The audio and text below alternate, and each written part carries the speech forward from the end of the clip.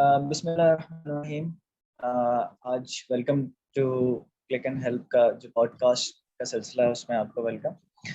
और आज का हमारा टॉपिक है terrible breakup, how to move on after a terrible breakup.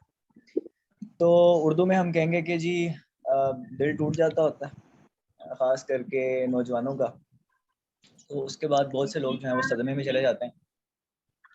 तो हमारा प्रोग्राम आज का ये है कि उस सदमे से उनको कैसे निकाला जाए, और उसमें दोस्त अहबाब का क्या किरदार है, उसमें वालिदैन का क्या किरदार हो सकता है, और उसके पीछे साइकोलॉजी क्या है जी, इंसान जो डिप्रेशन वगैरह में चले जाता है तो, और कैसे वो अपने आप को बेहतर कर सकता है, उसमें से निकल सकता है।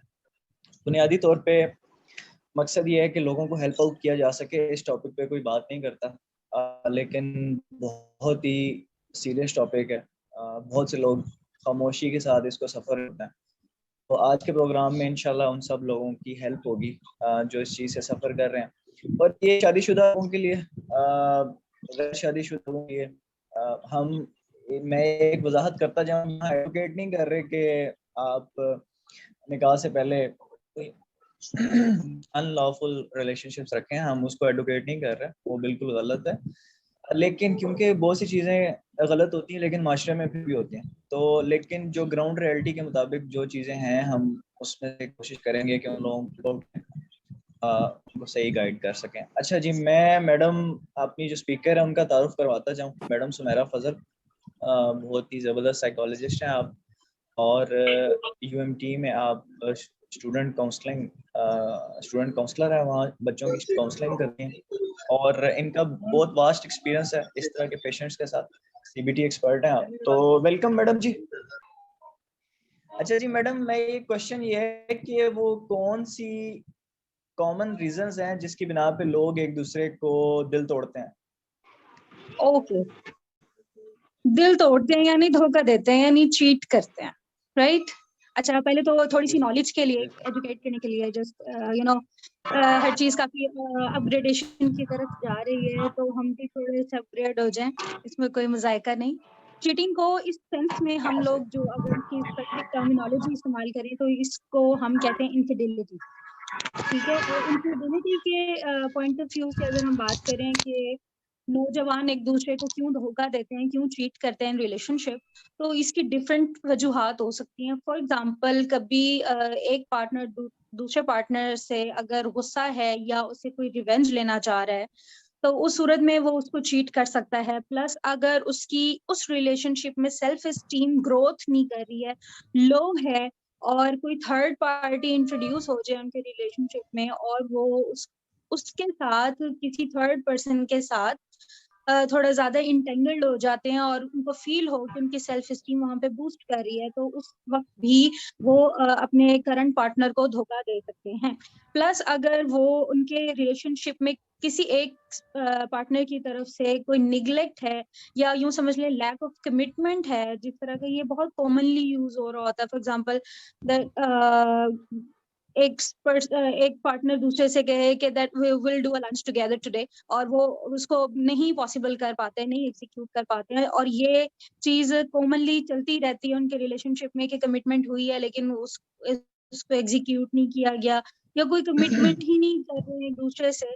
तो उस सूरत हाल में भी आप निग्लेक्ट फील कर रहे होते हो, या आप अपने इम्पोर्टेंस और अपनी जो वर्थ है उसको लो समझ रहे होते हैं, आपकी सेल्फ एस्टीम लो होने लग जाती है। जी, मैं एक खास किस्म की टर्मिनोलॉजी पे बात करना चाह रही हूँ, दैट इज सेक्सुअल डिजायर्स। अगर वो फुलफिल नहीं हो रही हैं, तो क्योंकि ये इट्स आवर बेसिक नीड, एक ह्यूमन की ये एक बेसिक नीड है, और अगर वो उस चीज से सेटिस्फाई नहीं है, या वो जिस तरह का एक्सपेक्ट करता है उस लेवल का नहीं है, तो वो ऑब्वियसली कुछ और तलाश करने की कोशिश करेगा, वो कोई और अदर ऑप्शंस तलाश करने की कोशिश करेगा। और जो हमारे आजकल के कल्चर में नीड ऑफ वैरायटी है, ये बहुत बढ़ गई है। फॉर एग्जाम्पल, पहले होता था कि हमारे अब्बा अम्मा हमारे लिए कपड़े ले आते थे, हमारी जरूरतें पूरी कर देते थे, लेकिन अब अगर हमें एक ड्रेस चाहिए तो हम 1700 ब्रांड्स पर घूमेंगे और उसके बाद वो हमें एक लॉन का सूट लेंगे। यानी नीड ऑफ वैरायटी हमारे यहाँ बढ़ गई है। तो नीड ऑफ वैरायटी अब पार्टनर्स में भी बढ़ गई है, रिलेशनशिप्स में भी बढ़ गई है, कि एक है। अच्छा, एक और बड़ी चीजों को मिसअंडरस्टूड करते हुए और मिसपर्सीव करते हुए, उनका यूज गलत करते हुए, वो जो हमारे इस्लाम में है जी, 4 की गुंजाइश है, 4 की गुंजाइश है, उस 4 की गुंजाइश को ही पूरा करने में लगे होते हैं। वो ये नहीं देखते हैं कि एक में भी वो चीज़ आपकी फुलफिल हो सकती है, अगर आप पूरा देते हैं और सेकंड पर्सन भी आपको पूरा दे रहा है, हर तरह से आपके लिए कमिटेड है और हर तरह से आपकी नीड्स को पूरा कर रहे हैं, तो व्हाई फॉर द अदर्स। लेकिन अच्छा खैर ये तो बिल्कुल एक अलग कॉन्सेप्ट है ना, जहाँ पे हुआ वो ज़रूरतों के अकॉर्डिंग हुआ था, यहाँ पे वो ज़रूरतें उस तरह से नहीं होती हैं। हमें अब ज़रूरत है वैरायटी की। अब बात वैरायटी पे आती है, इसलिए उस चीज़ की तरफ जाया जाता है, ठीक है? और एक ठीक है मैम, कॉमन ठीक है। बात है, मैं आप लाज़मी करना चाहूँगी, जिस रिलेशनशिप में ग्रोथ नहीं होती है और स्पेसिफिकली एक दूसरे को स्पेस नहीं दी जाती है, वहाँ पे ये चीटिंग और आप समझ लें ये सारे जो पॉइंट्स हैं इनफिडेलिटी के, ये बहुत कॉमनली रेज़ होते हैं। क्वेश्चन से ही क्वेश्चन निकलता है, तो क्या इसकी कोई हम निशानियां भी होती हैं कि समवन इज कोई दिल तोड़ने वाला, उसकी निशानियां होती हैं, या बिल्कुल, मतलब बिल्कुल, क्या बिल्कुल, होता है बिल्कुल, इसका? बिल्कुल उसकी निशानी होती है, उसके कुछ स्पेसिफिक सिम्पटम्स होते हैं। सबसे जो स्पेसिफिक है और बहुत कॉमनली है, वो आप ये देख लें कि जो कम्युनिकेशन हो रहा है ना, अब वो किस तरह का कम्युनिकेशन है। आपकी कम्युनिकेशन में चेंज आ जाता है, पार्टनर्स की कम्युनिकेशन में चेंज आ जाता है, और इस कम्युनिकेशन को बहुत से लोग मिसपर्सीव कर रहे होते हैं, अंडरस्टैंड कर रहे होते हैं कि it's not a big thing, ये इतनी कोई बड़ी बात नहीं है, it's not that bad thing, ठीक है? वहाँ पे क्या हो रहा है कि वो अपने साथ ज्यादती कर रहे हैं, उस चीज को आइडेंटिफाई नहीं कर रहे हैं, ये जो कम्युनिकेशन का गैप आ रहा है, ये किस वजह से आ रहा है, या जो उसकी कम्युनिकेशन में चेंजेस आ रही हैं, वाई पहले ऐसा नहीं था, अब क्यों हो रहा है? वो जो कहती है ना खवातीन मोस्टली के आप बदल गए हैं, तो वो जो एक चीज है ना, वो उसको मजाक में नहीं लेना है। आप देखें कि उसके पीछे रूट फैक्टर्स क्या हैं। प्लस आपको यहाँ से पता चलेगा कि चीटिंग अगर हो रही है, तो जो एक स्पेसिफिक पर्सन है, वो मेल है, फीमेल है, उनके अपीयरेंस और उनके एटीट्यूड में बड़ा फर्क आता है। पहले शायद वो इतना ज्यादा अपनी अपीयरेंस पे काम नहीं कर रहे हैं, जब एक रिलेशनशिप को काफी लॉन्ग टर्म वो चला रहे हैं, उसके बाद अचानक से क्या हो रहा है, अपनी अपीयरेंस पे, अपनी हॉबीज पे, अपने एटीट्यूड पर उनको बड़ा कुछ याद आने लग जाता है कि ओ हो हमने तो अपना आप खो दिया बिल्कुल ही, और मतलब ये बहानेबाजी। तो एक्चुअली वो किसी और चीज के लिए अपीयरेंस उनकी बेहतर हो रही होती है, वो अपने ऊपर जो बहुत ज्यादा फोकस कर रहे होते हैं, वो किसी और चीज के लिए भी हो सकता अच्छा, है। जी जी। और भी मेरे पास कुछ पॉइंट्स हैं इसी पॉइंट को डिस्कस करने के लिए, कि लाइंग जो झूठ बोलना है, वो कॉमन होने लग जाता है, और अवॉइडेंस और इग्नोरेंस, ये इससे भी आप समझ सकते हैं कि अब वो पर्सन आपको उतनी अहमियत नहीं दे रहा, आपकी बात को नहीं सुन रहा है, आप बोली जा रहे हैं लेकिन वो आंखें चुरा रहा है, या सोने की बात कर रहा है, जी मुझे नींद आ रही है, जी ये है और वो है और मुझे ये मसरूफियत है। तो इन चीजों से भी समझ जाएं कि आपकी वर्थ क्यों इतनी कम हो रही है, कि आप की वैल्यू नहीं है अब उनके नजदीक, और आपकी बात की वैल्यू नहीं है। जी। ठीक हो गया, ठीक है मैम। अच्छा मैम, एक और वर्ड हो आपने गया, माशाल्लाह, सॉरी, आई जस्ट लाइक वो मैं भूल गई। अच्छा एक और जी जी बड़ा आप कर पॉइंट है, लें। अगर जी अगर तो आप एक बहुत अच्छी बॉन्डिंग शेयर कर रहे हैं, तो कॉमनली इस तरह से भी होता है कि आपके जो मोबाइल फोन पासवर्ड्स वगैरह हैं वो शेयर्ड होते हैं, आपको पता होता है कि आपके पार्टनर का पासवर्ड क्या है, यानी टेक्नोलॉजी यूज जो है उसका क्लाउड शेयरिंग है, ये वो सारी चीजें वो भी हो रही होती है, लेकिन अचानक से वो चीजें बदलने लग जाती हैं। आपकी यानी टेक्नोलॉजी का यूज अगर बदलने लग जाए, आप अपने पासवर्ड चेंज कर रहे हैं और अपना ऑनलाइन स्टेटस म्यूट कर रहे हैं और वो सारी चीजें छुपा रहे हैं, तो आप समझ जाएं कि आपके साथ कुछ होने वाला नहीं। ठीक हो गया मैम, थैंक यू। अच्छा मैम, हमारे पास क्वेश्चंस बहुत ज्यादा हैं तो और मैं टाइम कम है, आपको पता है कि जी मैडम, मैडम इरहा, मैडम हम क्वेश्चन आंसर सेशन करते हैं जरा, थोड़ा सा लास्ट पे, अगर आप वेट कर सकती हैं थोड़ा सा। Okay sir. हाँ जी, बहुत शुक्रिया। अच्छा मैम, आपने बहुत से केसेस को देखा है, तो मुझे ये बताएं, ये जो हम्म। हार्ट ब्रेक संगीन है, ये कितना सीरियस है? मतलब आपके पास तो पेशेंट्स भी आते होंगे और वो डिस्कशन भी होती जी होगी, जी तो इसको कितना सीरियसली बिल्कुल, लेना चाहिए, इसकी क्या सिग्निफिकेंस है?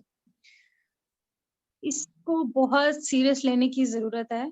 सबसे ज्यादा आप स्टार्ट अगर इसका लें, तो आपकी पर्सनालिटी चेंज होने लग जाती है और वो नेगेटिव अप्रोच के साथ चेंज होती है, यानी आपका जो थिंकिंग स्टाइल है वो नेगेटिव थिंकिंग स्टाइल की तरफ जाने लग जाता है, उसमें डिफरेंट कॉग्निटिव डिस्टॉर्शंस आने लग जाती हैं, आप पॉजिटिव चीज को भी नेगेटिव वे में देख रहे होते हैं, आपकी कुछ ऑटोमेटिक थॉट्स हैं जो नेगेटिवली वहां पे पोर्ट्रे हो रही होती हैं।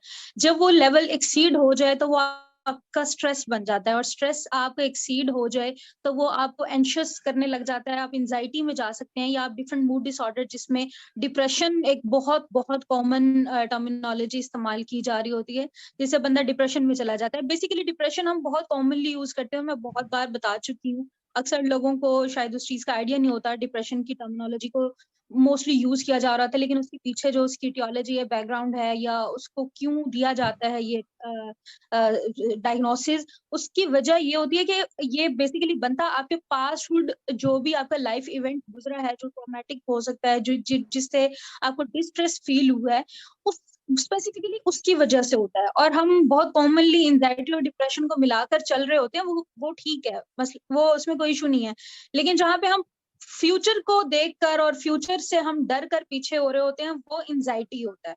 और जो हमारे साथ पास्ट में अगर कोई इवेंट हुआ है, किसी से आपने बदतमीजी कर दी है, आपको गिल्ट फीलिंग, जो बेसिकली आपकी गिल्ट फीलिंग्स है, वो आपकी पास्ट की गिल्ट फीलिंग्स आपको डिप्रेशन की तरफ लेके जा रही हैं। अभी इसी को मैं थोड़ा सा जोड़ूंगी रिलेशनशिप के साथ, कि अगर रिलेशनशिप आपका एक बहुत स्मूथ चल रहा था, लेकिन दरम्यान में कुछ इस तरह की हैपनिंग्स आ गई जिनकी वजह से वो खराब हो गया और उसके बाद वो खत्म हो गया, तो डिप्रेशन में जाना कॉमन है इन सेंस, क्योंकि आपको उस चीज का गिल्ट भी हो सकता है। आप ये सोच सकते हैं कि मैं उस टाइम पे ये काम कर लेता तो शायद मेरा रिलेशनशिप एंड इस तरह से ना होता, ये सारी चीजें तो ये कॉमन है। उसके अलावा बाइपोलर का मैंने एक बहुत स्पेसिफिक सा केस देखा था, जिसमें इसी तरह का एक रिलेशनशिप इश्यूज एक्सीड कर गए थे, जिनकी वजह से the person was having bipolar 1, severity form में था, और उसकी वजह से उन्होंने अपना फिजिकल अब्यूज अपने साथ बहुत ज्यादा कर रखा था। और डिप्रेशन की बात करूं तो ये सुसाइड की तरफ, इसका एंड लेवल ये हो जाता है कि सुसाइड की तरफ बंदा चला जाता है। तो बिल्कुल, हाँ, इज काफी दैट सो? सुसाइड हाँ आजकल जी, हम सुन रहे हैं ये इस बहुत, तरह की। हाँ जी,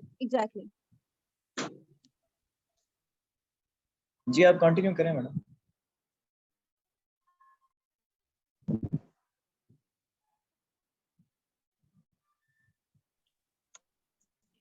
जी। मैडम और आपकी वीडियो अगर वीडियो चलेगी। यही अगर आप, जी जी, और अगर आप इसको स्पेसिफिकली आप, मैं मतलब कॉमनली अगर बात करूं तो इन सारी चीजों से आपकी साइकोलॉजिकल हेल्थ डिस्टर्ब होगी, आपके अदर रिलेशनशिप्स डिस्टर्ब होंगे, आपकी सोशल लाइफ डिस्टर्ब हो जाएगी, और इन केस बिल्कुल। अगर ये और मजीद बढ़ जाए तो आपकी फाइनेंशियल लाइफ भी डिस्टर्ब हो जाती है। अगर आप एकेडमिक लाइफ में हैं तो आपकी एकेडमिक भी खराब हो रही है, ऑक्यूपेशनल लाइफ में है तो आपकी ऑक्यूपेशनल लाइफ भी खराब हो रही है। मतलब ये जितने डिफरेंट एस्पेक्ट्स हैं, ये आपकी यहाँ पे फंक्शनैलिटीज खराब हो जाती हैं। सिर्फ एक रिलेशनशिप जिसमें आपने बहुत इन्वेस्ट किया हो, या आपका एक बहुत क्लोज रिलेशनशिप हो, उसकी वजह से आपकी पूरी ओवरऑल पर्सनैलिटी प्लस आपकी पूरी जिंदगी पे इस चीज का फर्क पड़ रहा होता है। तो ये सच में बहुत जरूरी चीज है, जिसको एड्रेस करना और अपने लिए कुछ राहें बनाना बहुत जरूरी है, ताकि इन चीजों से निकला जा अच्छा सके। जी हाँ मैडम, नाज। मैं एक बात थोड़ी सी ऐड करना चाहूँगा कि होता ये है कि हम देखते हैं अपने आसपास, क्योंकि दुनिया में रहते हैं, हम केसेस को देखते हैं। तो जो लोग क्या होते हैं, वो बात करना छोड़ देते हैं दूसरों से। वो कहते हैं कि जनाब, दुनिया सारी की सारी, जैसे आपने कहा कि नेगेटिव परसेप्शन, वो कहते हैं भी हर बंदा ही गलत है, हर बंदा ही धोखा हम्म, देता है, और मेरा दुनिया से एतबार उठ गया।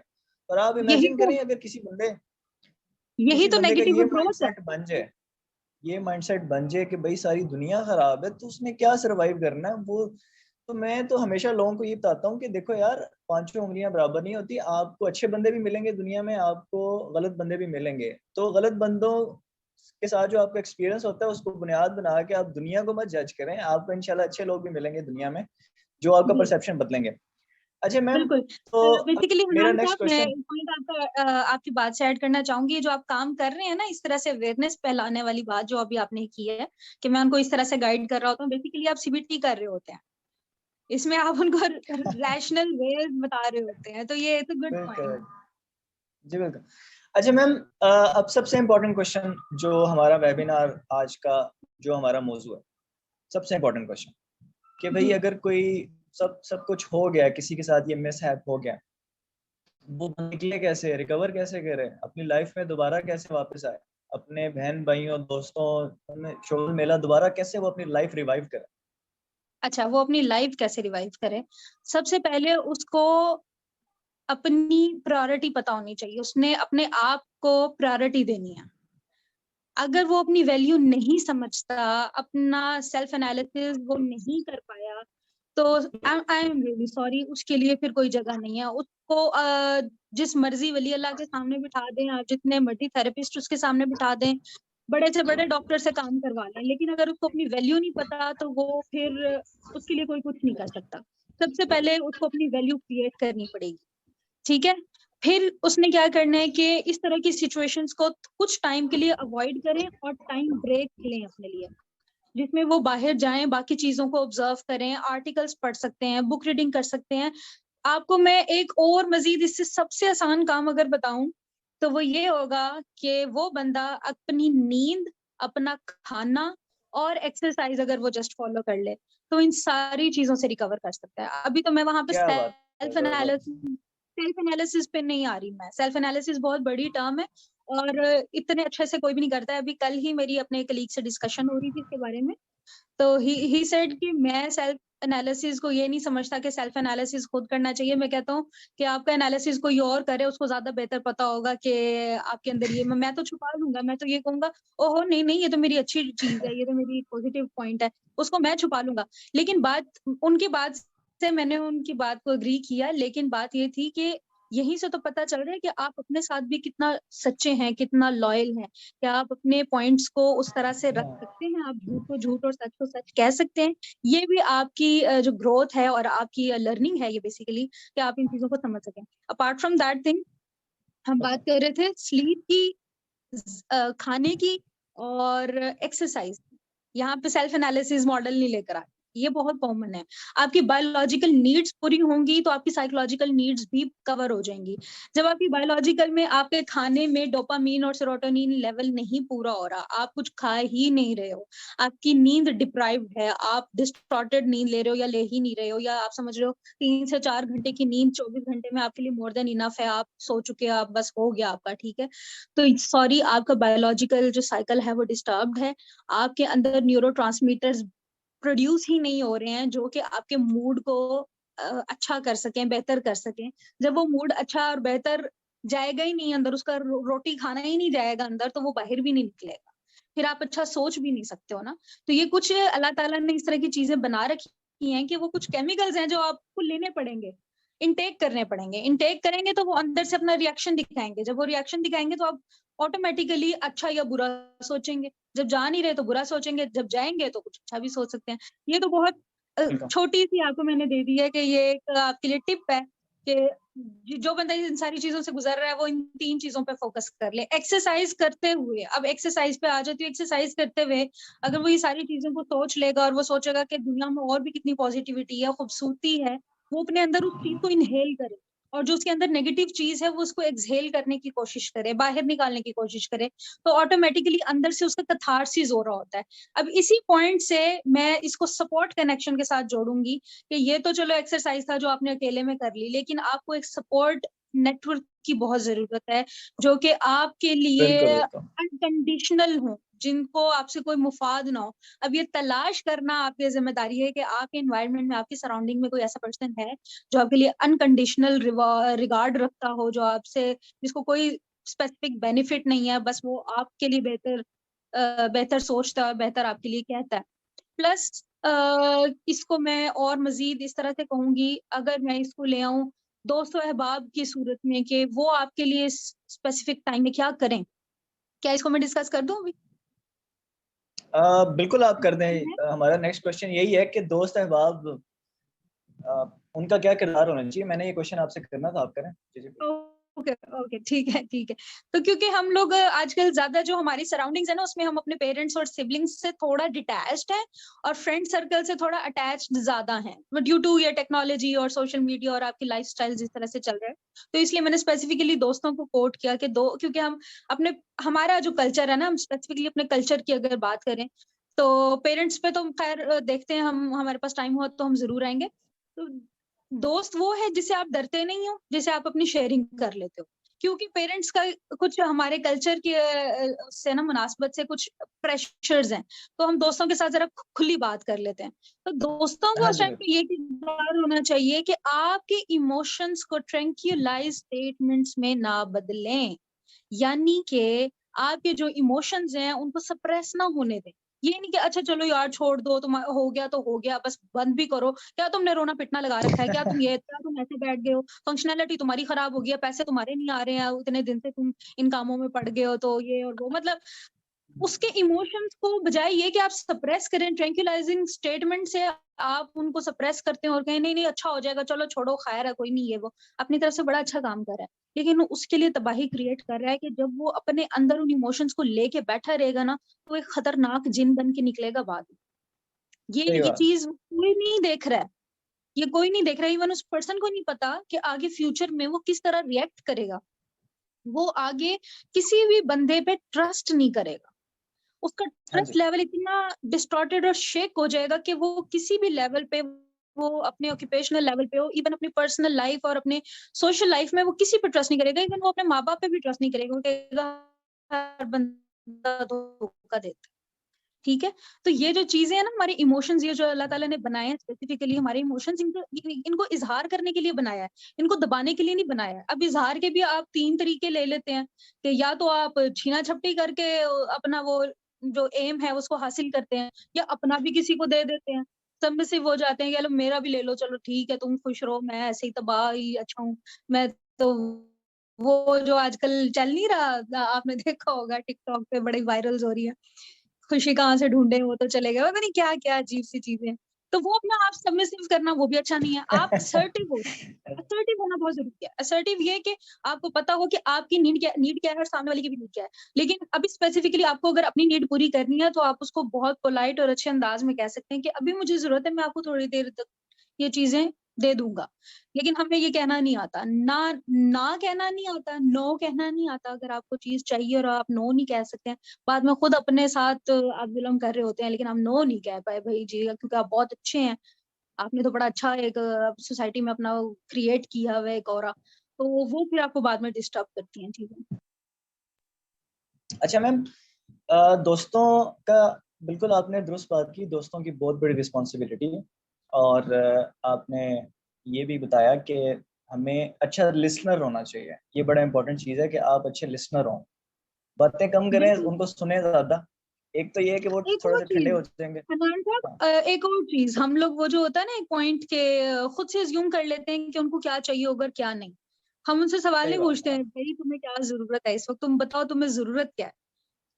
हम खुद से अज़्यूम कर लेते हैं, अ, हो सकता है इसको बिना बात करने का इसका दिल ना कर रहा हो, तो इसलिए मैंने मैसेज नहीं किया। वो कह रहा होगा भाईजान मुझसे बात करो, और वो बाद में क्या एक्सक्यूज़ पेश करेंगे, हाँ, वो आपसे इसलिए बात नहीं की क्योंकि मुझे लगा कि अभी आपका दिल नया-नया टूटा है, तो शायद आपका दिल ना कर रहा हो किसी से बात करने का, तो खुद से कुछ भी अज़्यूम नहीं करना।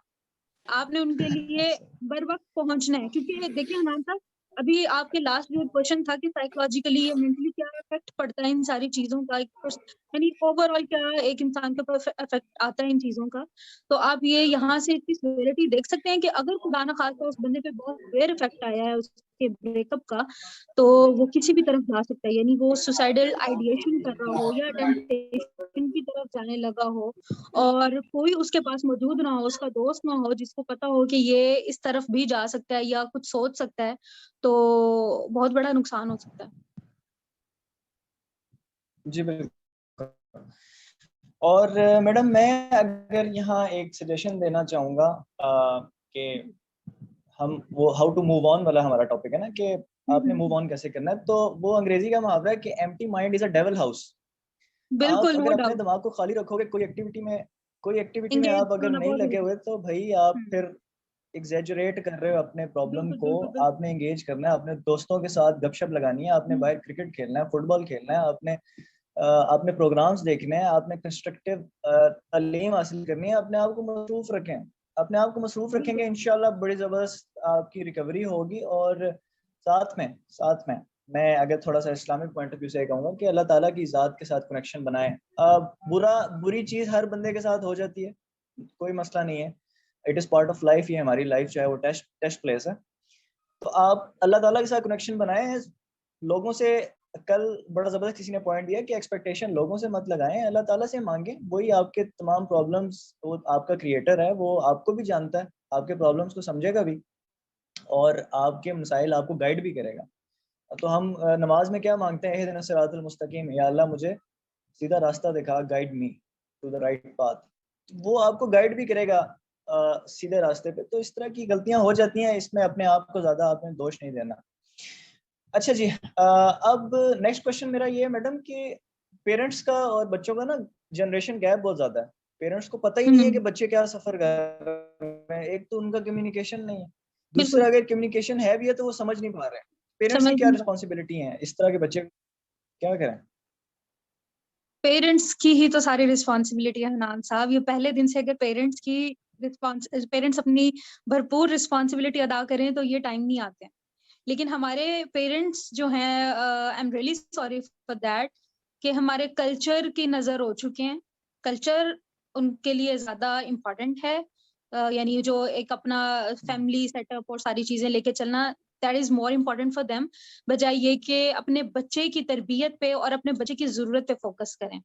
ये आई नो मैं एक बहुत ही चीज को बहुत पोलाइटली लेके जा रही हूँ। पेरेंट्स भी अगर इस चीज को सुन रहे होंगे तो वो मेरे ऊपर काफी बाद में बॉम्बार्डमेंट कर सकते हैं। लेकिन ये चीज सच में बहुत जरूरी है, बजाय मैडम ये कि आप खुल लोग खुल के क्या बात करें कहेंगे। मैडम, कोई टेंशन ना लोग लें। क्या कहेंगे, हाँ रैशनल जी, लोग क्या रैशनल कहेंगे पेरेंट्स के सुन रहे हैं। ऊपर, जी, लोग क्या कहेंगे पर ज्यादा फोकस है, बच्चे के ऊपर फोकस नहीं है। अब बात मैं करूंगी फिर स्टार्ट से। अब आपका टाइम जाता है तो जाए। बचपन से अगर बच्चे की नीड को समझ लिया जाए। अच्छा, पेरेंट का एक और बड़ा प्यारा सा फंडा है, वो ये कि वो अपने ऊपर, अगर उन्होंने अपना सेल्फ एनालिसिस किया होता और अपनी इनसिक्योरिटीज और अपनी कमी कोताहियों को समझा हो, तो वो अपने बच्चे की भी उस चीज को बड़े अच्छे तरीके से समझ सकते हैं। ठीक है, और मैं कहती हूँ शायद वो समझते भी होंगे। ओके, अगर वो समझते हैं तो फिर उसके लिए क्या आगे वो लैला अमल इख्तियार करते हैं। क्या ओपन गैप का जो कल्चर है वो उन्होंने अपने घर में रखा, सॉरी, ओपन कम्युनिकेशन का उन्होंने कल्चर अपने घर में रखा हुआ है या नहीं। बच्चा अपने फ्रेंड से ही ज्यादा शेयर करता है या माँ और बाप उसके दोस्त हैं। पूछो आपका फेवरेट फ्रेंड कौन है, आपका बेस्ट फ्रेंड कौन है।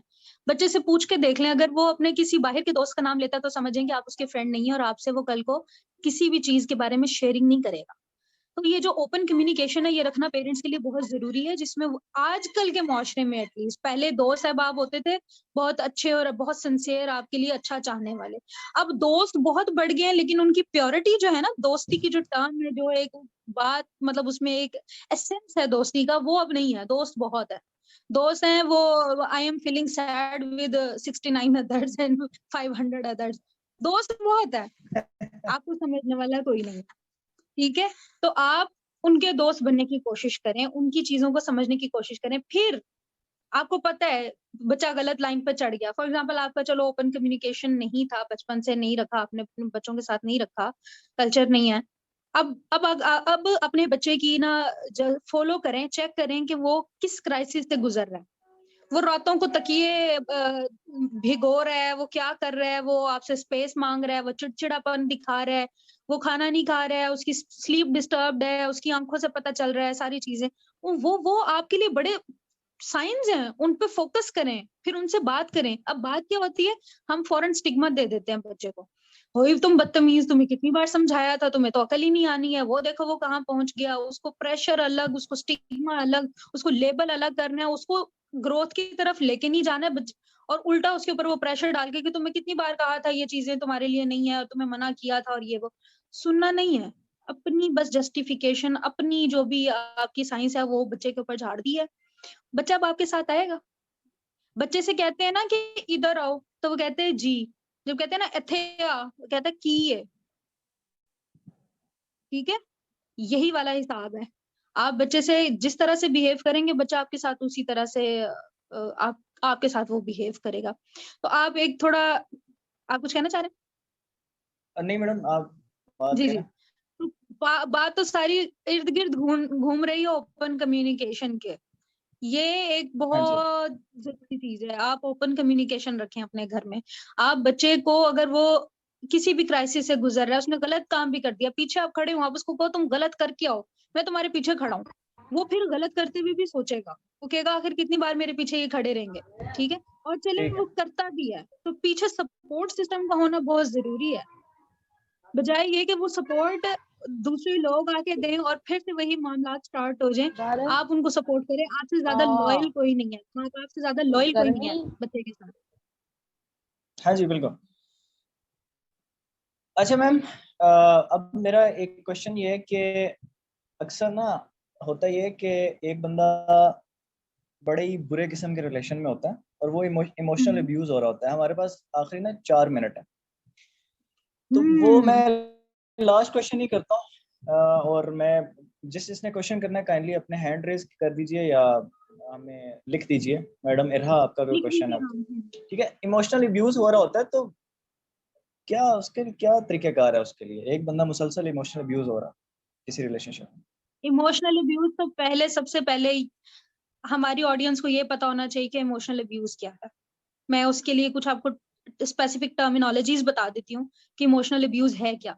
इमोशनल अब्यूज में ये है कि एक आपका यानी आपका पार्टनर में से कोई भी एक, मेल फीमेल जो भी, वो आपको ब्लैकमेल कर रहे हैं, वो आपको एम्बैरेस कर रहे हैं, वो आपके साथ वर्बल अब्यूज कर रहे हैं, वो आपके साथ साइलेंट मोड इख्तियार किया हुआ है। ये बड़ा एक कॉमन चीज है, बिल्कुल चुप, ठीक है कर लो, ओके कर लो, जो करना है करो, ये जो है ना, ठीक है जो करना है करो, ये साइलेंट मोड। इससे जो दूसरे बंदे को आग लगती है ना, तप चढ़ती है, वो एक अलग ही उसका हिसाब होता है। एक इमोशनल अब्यूज ये होता है कि आप सराउंडिंग्स में उस बंदे को बड़ा अच्छा बता रहे हैं, आप कह रहे हैं कि जी ये अच्छा है, ये ओके ओके, और पीछे उसकी आप अच्छा खासा आपने उसको तंग किया होता है रिलेशनशिप में। और कभी ये भी होता है कि आप बहुत किसी के साथ अब्यूजिव हो जाते हैं, लेकिन सोसाइटी में आप अपना नाम क्रिएट करके रखते हैं कि ये इसको मैंने हर चीज दी है, इसके साथ मैं ऐसे चल रहा हूँ, वैसे चल रहा हूँ, लेकिन चार दीवारियों के अंदर आप उसके साथ एक अलग ही इंसान साबित हो रहे होते हैं। और फिर आप मैनिपुलेट बहुत करते हैं और आप शेम फील करवाते हैं, आप उस बंदे के साथ ब्लेमिंग बहुत ज्यादा करते हैं, आप उसको ब्लेम करते हैं हर चीज के लिए, तुम्हारी वजह से, तुम्हारी वजह से। ये है इमोशनल अब्यूजर की कुछ करेक्टरिस्टिक्स के वो दूसरे बंदे के साथ, विक्टिम बंदे के साथ ये वाला काम कर रहा होता है, ठीक है। फिर आपने कहा कि इसको मतलब हम लोगों ने कैसे लेके चलना है, मैं तो कहती हूँ सबसे पहले इसको डिटेक्ट करो। डिटेक्ट कैसे होगा? इसका कॉमन कॉमन बिल्कुल आप समझ लें, इसके बेसिक पॉइंट से स्टार्ट होंगी। जब आप कम्युनिकेट कर रहे हैं ना, तो ये देख लें कि आपके साथ, आप जो उस बंदे के साथ कम्युनिकेशन कर रहे हैं, उस कम्युनिकेशन के बाद आपको अच्छा फील हो रहा है या बुरा फील हो रहा है। अगर वो कम्युनिकेशन आपको अच्छा नहीं ना लग रहा करना, आपको वो अच्छा फील नहीं हो रहा है, तो समझ जाएं कि आपके साथ अच्छा नहीं हो रहा है, आप कहीं ना कहीं इमोशनल अब्यूज का शिकार हो रहे हैं, ठीक है। अब आपने इसमें करना क्या है, इसमें अगेन वही पॉइंट है कि आपने अपने आप को प्रायोरिटी देनी है, आपने अवॉइड करनी है इस तरह की एंगेजमेंट्स, यानी इस तरह की बातचीत और इस तरह के लोगों के साथ रहना। प्लस आपने अपने आप को ब्लेम नहीं करना, स्टॉप ब्लेमिंग योरसेल्फ। आपने रिकॉग्नाइज करना है उस पर्सन को और उस सिचुएशन को, और आपने ये कहना है कि आप उसको फिक्स नहीं कर सकते हो, इसीलिए you have to avoid that situation. आप एग्जिट प्लान लाजमी अपना एक साथ रखें। आप कभी भी, ये जो मैं पहले भी बोला था कि ये नहीं कहना कि इट्स नॉट दैट बैड, जो उस फलां के साथ होता है ना वैसा तो नहीं है ना एटलीस्ट मेरा, तो बहन भाई तुम्हारे साथ वैसा भी हो जाएगा, थोड़े ही दिन का मामला है बस। तो ये नहीं कहना है कि ये उतना बुरा नहीं है जितना उसके साथ हो रहा है। इन चीजों को आइडेंटिफाई करना बहुत जरूरी है। जब आप आइडेंटिफाई कर लोगे तो आप एग्जिट प्लान की तरफ मूव ऑन करोगे। आवाज नहीं आ रही आपकी, हनान साहब आपकी आवाज नहीं आ रही। हमारे पास आखिरी 1 मिनट है, तो आप लोग क्या कहते हैं कि एक और सेशन कर लें? मतलब अभी हम सेकंड लिंक प्रोड्यूस कर लें क्योंकि 40 मिनट के बाद जूम बंद हो जाता है, या डिस्कशन क्लोज कर दें? क्वेश्चंस तो आपकी तरफ से आ रहे हैं, बता दें जी audience. Yeah, sure. We can start another session, please. ठीक है। अच्छा मैम, एक क्वेश्चन तब तक हम कर लेते हैं जब तक हमारी ऑडियंस आती है। वो ये है कि जी अमूमन जो लड़कियां होती हैं उनका एक स्पेसिफिक मामला ये होता है कि वो ब्लैकमेलिंग का ना बड़ा सामना कर रही होती हैं, तो उन्हें आप क्या हम्म क्या गाइड करेंगी कि वो एक पता नहीं एक विशियस सर्कल में फंसी होती हैं? अ, हम्म। उनको आप क्या एडवाइस करेंगी वो कैसे उधर से निकलें, अगर कोई इस तरह का है क्या करें? मुझे आप बताएं, मैं थोड़ा खतरनाक सोल्यूशन दे दूं इसका, मैडम जो खुल के जो बात लड़कियों के लिए करें बहुत आप, अच्छा हो। मकसद ये है हमने गाइड गाइड करना है मैडम, बिल्कुल। मैं तो गाइड करूंगी, मैं तो गाइड करूंगी कि आपके पास लॉ है, आप साइबर सिक्योरिटी की हेल्प लें, उनकी गाइडेंस लें। एटलीस्ट गाइडेंस नहीं ले सकते तो एटलीस्ट देखो, पढ़ो कि आपको क्या क्या फैसिलिटीज अवेलेबल हैं, आपके लॉ में आपको क्या क्या चीजें अवेलेबल हैं इन सारी चीजों से टैकल करने के लिए, बजाय ये कि खुद से आप अपनी उन्हीं दोस्तों और उसी सर्कल से आप इस चीज के बारे में गाइडेंस लेते हो, जो कि इन सारी चीजों को बनाने में भी कहीं ना कहीं किरदार अदा कर रहे होते हैं। हनान साहब, मैं तो कॉमन बात करूंगी, जब आप रिलेशनशिप में होते हैं, आपका वही फ्रेंड सर्कल या तो आपको इनकरेज कर रहा होता है उस चीज में जाने के लिए, ठीक है, फिर कुछ खराबियां हो जाती हैं, वही फ्रेंड सर्कल आपको सॉल्यूशंस भी दे रहा होता है। मतलब वो फ्रेंड सर्कल कितना बेस्ट होता है कि वो आपको जाने के लिए भी बोल रहा होता है, वो आपको वहां से बचा भी रहा होता है। मैं उस चीज से डिनाई नहीं कर रही और डिसएग्री नहीं करती। Friend circle is a friend circle ना, वो तो हमारी यूथ के लिए सबसे ज्यादा इंपॉर्टेंट ही वो सर्कल होता है। एक टाइम के लिए ऐसा लगता है इनके बगैर कुछ भी नहीं है।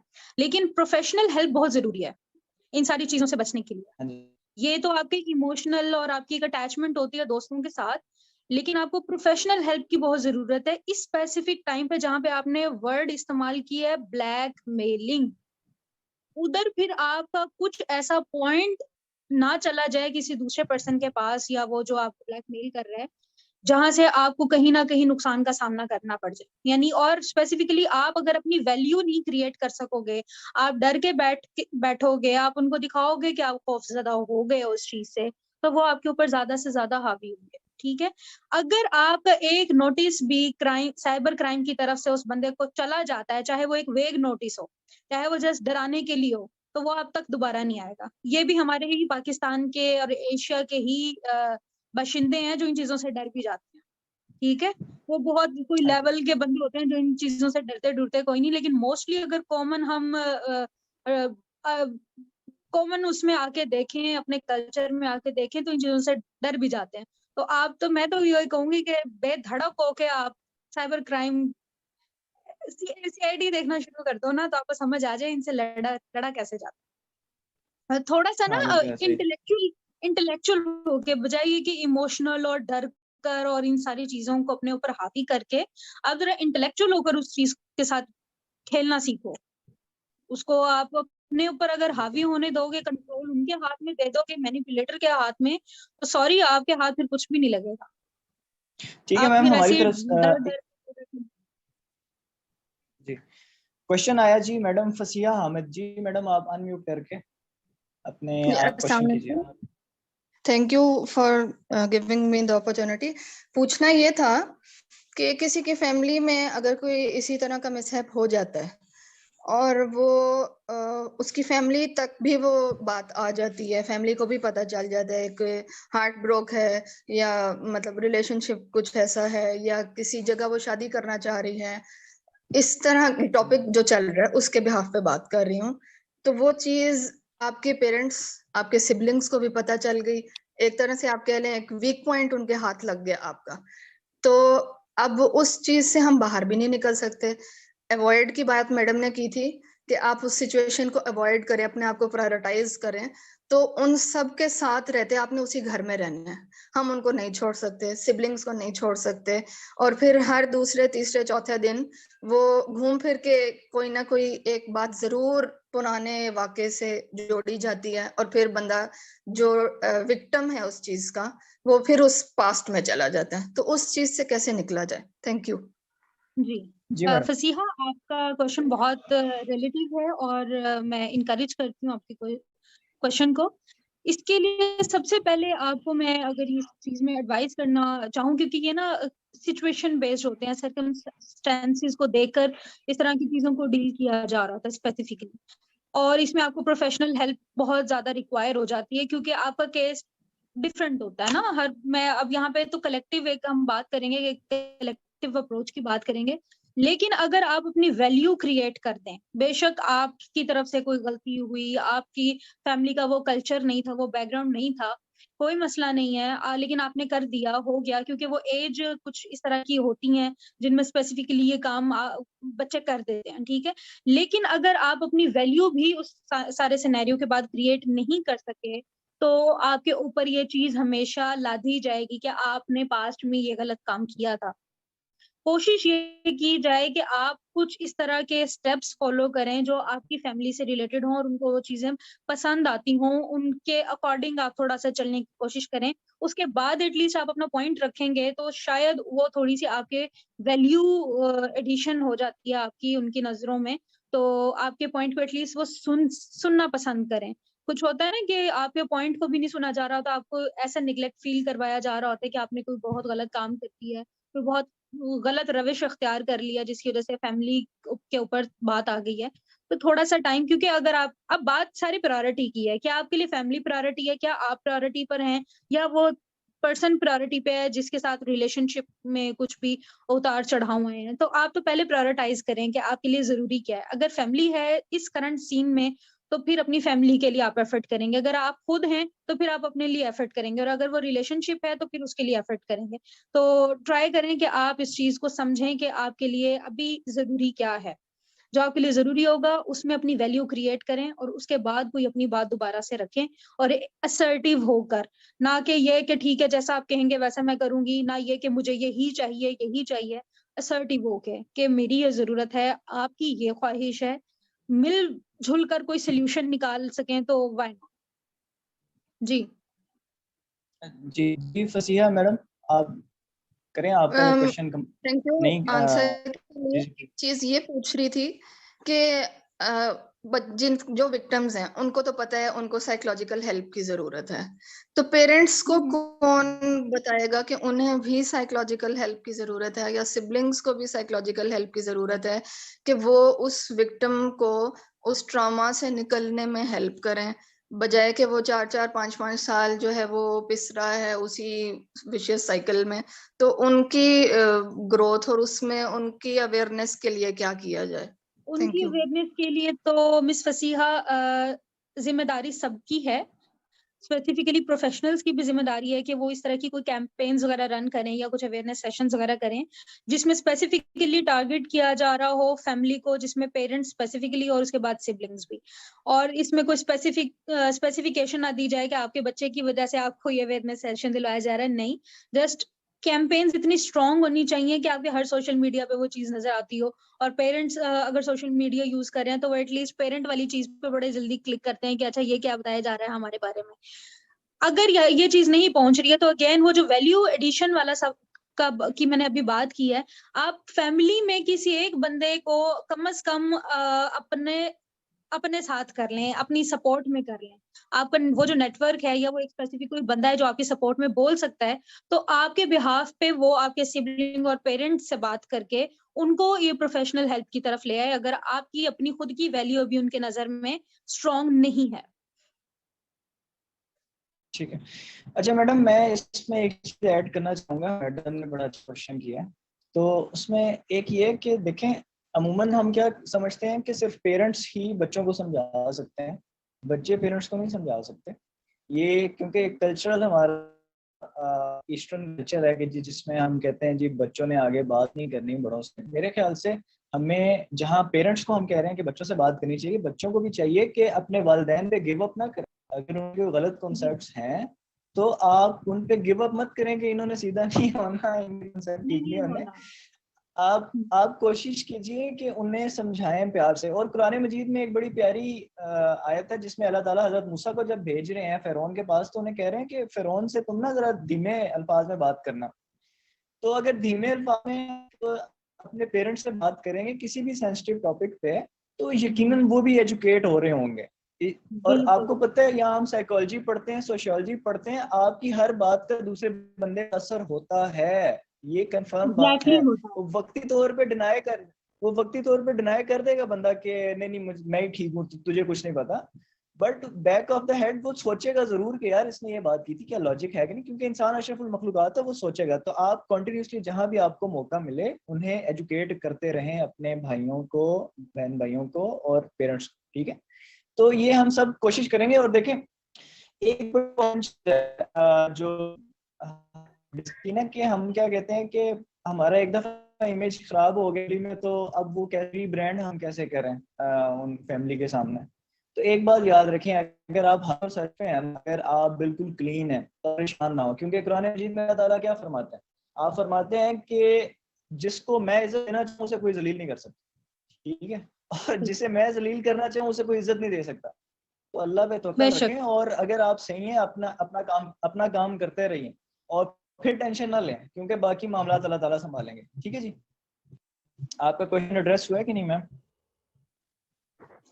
Thank you so much. बहुत अच्छा आपने कोट किया कुरान पाक की आयत को भी, और अच्छा गाइड किया। Thank you so much madam को भी और आपको भी। अच्छा ma'am Thank you, Irha Hasiya. Mubarak ma'am, आप क्वेश्चन कर लें। आपने क्वेश्चन किया था लास्ट सेशन में, वो मिस हो गया। अभी आप अनम्यूट करके क्वेश्चन कर सकती हैं मैम इरहा। अस्सलाम वालेकुम मैम। वालेकुम अस्सलाम।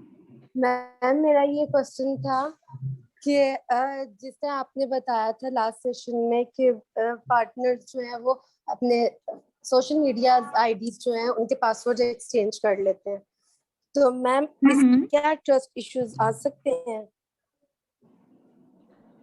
एक्सचेंज करने पर या चेंज करने पर? मतलब एक्सचेंज करने पे।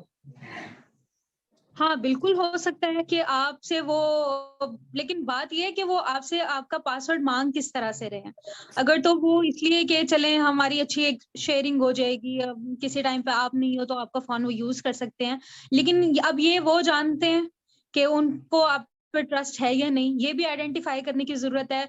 जिनको ट्रस्ट नहीं होता ना, वो सिर्फ फोन की हद तक नहीं रहते हैं, वो फिर आपको डिफरेंट सिचुएशंस में आपको जज कर रहे होते हैं। आप कहीं गए हो, बाहर गए हो, आप आपसे तब पूछेंगे कि क्या पहन कर गए हो, क्या ओढ़ कर गए हो, किसके साथ गए हो, ठीक है, अपनी वहां की तस्वीर सेंड करो। ये बहुत कॉमन बात, मैं बहुत एक लेमैन वाली लैंग्वेज यूज करके बात करना चाह रही हूँ आपसे, ताकि समझ सके।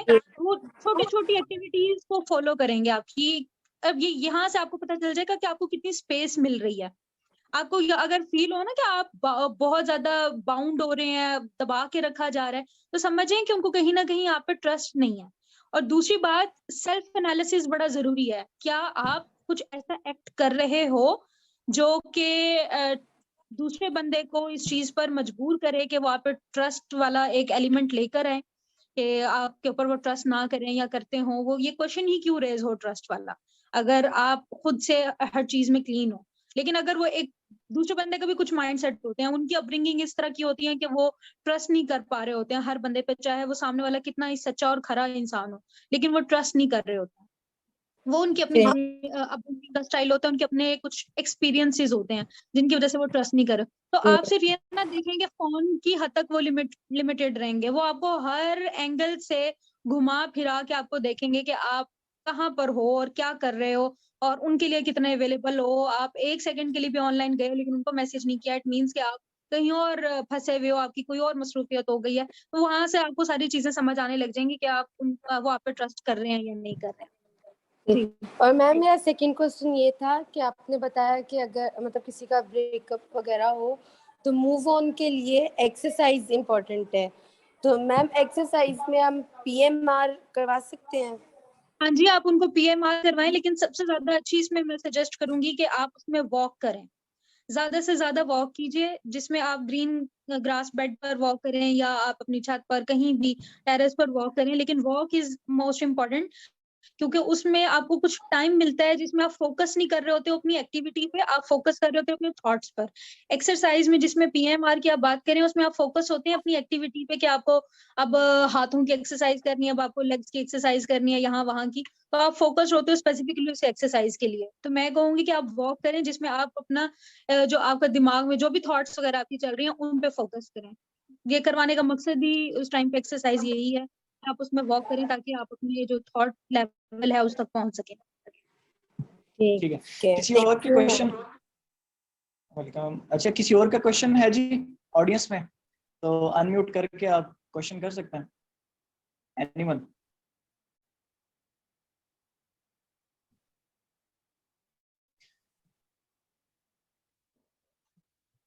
कोई हैंड रेज करना चाहे भाई, शर्माना नहीं है आप लोगों ने, ये प्रॉब्लम्स हम सबको कहीं ना कहीं फेस करने पड़ता है। अनान सर, मैं इस चीज में ना एक बात ऐड करूंगी, कोई स्पेसिफिक इसमें यूं नहीं है कि कोई ऑथेंटिक बात हो, लेकिन बिकॉज अम्मा ने कह दिया है तो ऑथेंटिसिटी बनती है। Once a while my mother said कि ये एक टाइम आपकी लाइफ में आता है, स्पेसिफिकली आपकी टीन एज टू आपके अडल्टहुड की तरफ मूव करते हुए, जिसकी उन्होंने एग्जांपल ये दी कि अगर हवा चलती है ना, तो बाग में अगर हवा चल रही है तो दरख्त के हर पत्ते को हवा लगती है, ठीक है। तो वो जो हवा है ना वो एज है, और जो दरख्त का पत्ता है ना वो इंसान है जो उस एज में। तो ये ये वाली एज ऐसी स्पेसिफिक एज होती है जिसमें हर बंदे को हवा लगती है, चाहे किसी को थोड़ी लगे या ज्यादा लगे।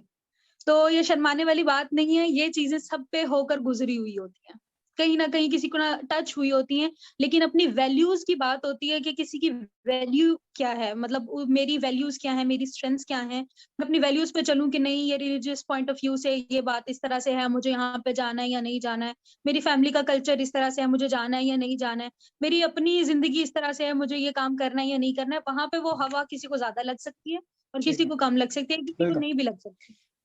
हमारे पास क्वेश्चन है जी, मैम कायनात अरूज जी। मैम अस्सलाम वालेकुम। जी वालेकुम अस्सलाम। I just joined your session. As far as I know, you people are discussing about how to move on after breakup. So Yeah, to exactly. tackle your thoughts after that. Exactly. Yeah. Yes Exactly. Yes. Actually, I just want to know that there are some phases in life that you just started thinking the people you are with, the people you are giving your time, your affections and all, you have been fooling around, like even yourself. Like आपको कभी कभी ऐसा लगता है कि आप खुद उस टाइम पे आपके सामने से सब कुछ, लेकिन आप उसके बावजूद बेवकूफ बन रहे थे, and those feelings just getting on your mind and you just started isolating yourself. Can you suggest me how to get over it? Again again and again, अगर आप इस चीज को आइडेंटिफाई कर लिया है, एक टाइम पे आपने नहीं किया क्योंकि आप कहीं ना कहीं अपने उस वीक मोमेंट में किसी ऐसे पर्सन की तलाश में थे जो आपको अच्छे से सुन सके या आपको कंसोल कर सके, लेकिन उसके बाद अब आपको फील हो रहा है कुछ आप इस चीज में फंस गए हैं या अब आपको उससे निकलना है, अब आपके लिए वो हेल्दी नहीं है, फ्रूटफुल नहीं है, तो अब जब आपको वहां से मूव ऑन करना है, तो सबसे पहले आप अपनी प्रायोरिटी और अपनी वैल्यू को, मैं बार बार आई एम सॉरी ये वर्ड यूज कर रही हूँ, लेकिन जब तक मैं आपके दिमाग में बात डाल नहीं दूंगी मैं भी यहाँ से हटूंगी नहीं, कि आप अपनी वैल्यू समझें। वैल्यू अगर आपको अपनी समझ आ जाती है, आपको समझ आ जाए कि ये चीजें आपको कहाँ लेके जा रही हैं, तो आपके लिए मूव ऑन करना आसान हो जाएगा। प्लस आजकल की जो हमारी यूथ है वो अपनी बात पर नहीं टिकती है, वो बहुत ज्यादा ट्रांसफॉर्म होते रहते हैं, वो समझते हैं कि ये फ्लेक्सिबिलिटी है और ये बहुत अच्छी है हमारे लिए, although it's a good thing, लेकिन बहुत सी टाइम पे आपको बहुत क्रिटिकल डिसीजंस लेने की जरूरत पड़ती है और उन पे आपको स्टिक होकर रहना भी पड़ता है, जो कि कहीं ना कहीं लैक कर रही है हमारी यूथ में। तो अगर आप इस तरह का कोई डिसीजन लेते हैं जिसमें आपने मूव ऑन करना है, तो it means you have to move on. अब आप सेकंड चांस या थर्ड 100 टाइम ऑफ चांसेस देने के बाद मजीद 101 चांस आप नहीं दोगे नेक्स्ट पर्सन को। जब आपको मूव करना है अपने आप के लिए, तो आप अपने कुछ गोल सेटिंग रखें, आपने कुछ स्पेसिफिक उस टाइम में आपने यूं समझ लेना है। There was a girl I know कुछ ईयर से, वो उनके साथ कुछ इस तरह का मामला पेश आया, तो उन्होंने अपनी गोल सेटिंग की, उन्होंने कहा कि 15 डेज मुझे ये काम करना है, जबकि वो उनकी एक विश लिस्ट में था, वो ना भी करती तो भी बड़ा टाइम था करने के लिए, लेकिन उन्होंने कहा कि नहीं 15 दिन मुझे अब इस वाले काम को फोकस करना है, मैं ये वाला काम करूंगी। 15 दिन स्पेसिफिकली उस काम को टारगेट किया है, उस पर काम किया, वर्किंग किया, तो वो जो एक चीजें फील होनी थी उनको, रोना पिटना और वो सारी चीजें, इमोशंस का इजहार करने से मैंने उनको मना नहीं किया था। मैंने कहा था आप अपने इमोशंस को सप्रेस नहीं करेंगी, आपको जब रोना आएगा आप रोएंगी, आप जब कुछ भी कहना चाहें आप असर्टिव होकर बात करेंगी, सब कुछ करेंगी। इनको ये नहीं कि आप काम में आगे लग गए हो, आपने गोल सेट कर लिया तो आप इन चीजों को सप्रेस करने लग जाओ। सप्रेस नहीं करना, इनका इजहार करते रहो, लेकिन अपना एक गोल सेट भी रखो कि मुझे अभी 15 डेज में ये काम करना है, मजीद 5 डेज में मुझे ये वाले काम करने हैं। तो आपके अंदर ना कुछ मोटिवेशन और अचीवमेंट की फील आएगी। जब ये मोटिवेशन और अचीवमेंट की फील आती है, इससे आपका डोपामीन बढ़ जाता है। डोपामीन बढ़ जाता है तो आप खुद ही हेल्दी और मूड आपका लाइटन अप हो जाता है, जिससे आपको ये चीजें अब इनकी वैल्यू थोड़ी कम महसूस होने लग जाती है कि ये चीजें मेरे टाइम का ज़्यादा थी, या मैंने यहाँ पे इन्वेस्ट किया और मुझे नहीं मिला, ठीक है कोई नहीं, लेकिन मैंने अब उससे निकल के अपनी आपकी लाइफ को खत्म नहीं किया, मैंने उसको प्रोडक्टिव बनाया। तो आप कुछ कंस्ट्रक्ट करें, कुछ प्रोडक्टिव लेकर आए, तो अल्टीमेटली आपके अंदर कुछ ऐसे न्यूरोट्रांसमीटर्स पैदा होंगे, बिल्डन होंगे, जिनकी वजह से आप मजीद आगे आपको मूव ऑन करने में आसान हो जाएगा। जी। अच्छा, डॉक्टर कमर ज़िशान साहब। कौन सी काफी आवाज है, सॉरी। जी, अस्सलाम वालेकुम मैडम ये जी सर, वालेकुम सलाम। Very impressive talk by miss Sumera, और बहुत सारे क्वेश्चंस इन्होंने बड़े अच्छे तरीके से हैंडल किए, दैट्स गुड। और इस तरह के सेशंस होते रहना चाहिए। मगर मेरी एक सजेशन है कि वी शुड बी कन्फाइंड, क्योंकि जो टॉक थी मैडम की वो काफी ज्यादा स्कैटर्ड भी हो गई बीच में। मतलब हम लोग एक खास टॉपिक के ऊपर बात कर रहे थे कि हम कैसे मूव ऑन करें ना, तो that was the problem of adult, particularly adult problem था, यूनिवर्सिटी और टीनेज जो लोग थे उनका प्रॉब्लम था। तो डेफिनेटली गुड सॉल्यूशंस और अच्छे क्वेश्चन और अच्छे आंसर्स हुए, इस तरह की टॉक्स होनी चाहिए। मगर एक चीज है कि जिस तरह से मैडम ने कहा कि इतने सारे सॉल्यूशंस हैं, तो एक सॉल्यूशन ये भी मैडम इसमें इंक्लूड होना चाहिए कि अगर कोई बंदा आपको छोड़ के जाता है या बंदी छोड़ के जाती है, व्हाटएवर इट इज, तो आप उसको एक ब्लेसिंग समझें कि एक इंसान जो है जिसको जो आपके काबिल नहीं था या आप जिसके काबिल नहीं थे, तो वो आपको छोड़ के चला गया, तो इसको एक ब्लेसिंग भी समझें। इससे भी आपका डोपामीन इंशाल्लाह बेहतर होगा। जी बिल्कुल। और कमर साहब, ये आपने बहुत अच्छा पॉइंट रेज किया है, तो इसको बिल्कुल समझे। ये भी लर्निंग है ना, बेसिकली आपकी जिंदगी में लर्निंग है, ये आपको सिखा के ही जाता है। जी, तो every failure is not failure, it may be the path of the success, so you should move on. Definitely एक सॉल्यूशन अपने, जो आपने इतने सारे सॉल्यूशंस दिए हैं उसमें ये भी ऐड ऑन कर लें। और एक सेंटेंस मेरी लाइफ में इस तरह से बहुत दफा हुआ है कि मैंने बहुत सारी चीजें जो ना वो अपनी जिंदगी में खोई हैं। ये मैं पर्सनल एक्सपीरियंस बता रहा हूँ, whether it will be the relation, whether it will be the things, and whether it will be the time even.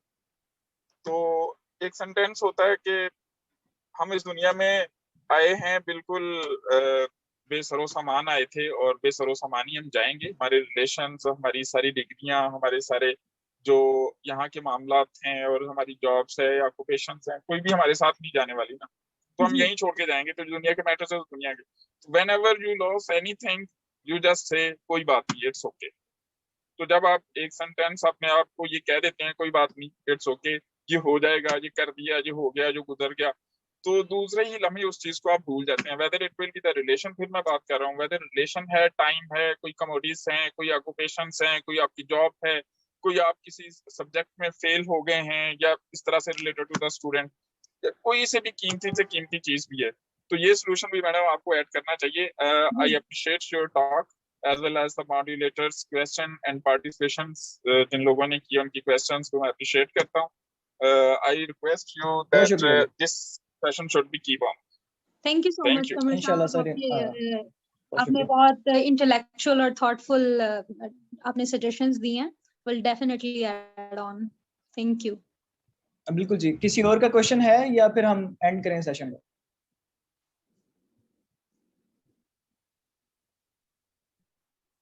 I think we just अच्छा जी, मेरे ख्याल से हाँ जी, काफ़ी टाइम भी हो गया हमारे सेशन को, और तो हम इस सेशन को एंड करते हैं जी। बड़ा मज़ा आया मैडम, आपने बड़ा प्यारा हमें गाइड किया और ऑडियंस आपने बड़ा ज़बरदस्त पार्टिसिपेट किया, और उम्मीद है कि आप सबको कुछ ना कुछ इससे सीखने को मिलेगा। ठीक है जी, इंशाल्लाह। बहुत शुक्रिया जी। इंशाल्लाह नेक्स्ट पॉडकास्ट में या वेबिनार में आपसे इंशाल्लाह मुलाकात होगी। अस्सलाम वालेकुम। थैंक यू सो मच अनाम साहब। अल्लाह हाफिज़। अल्लाह हाफिज़।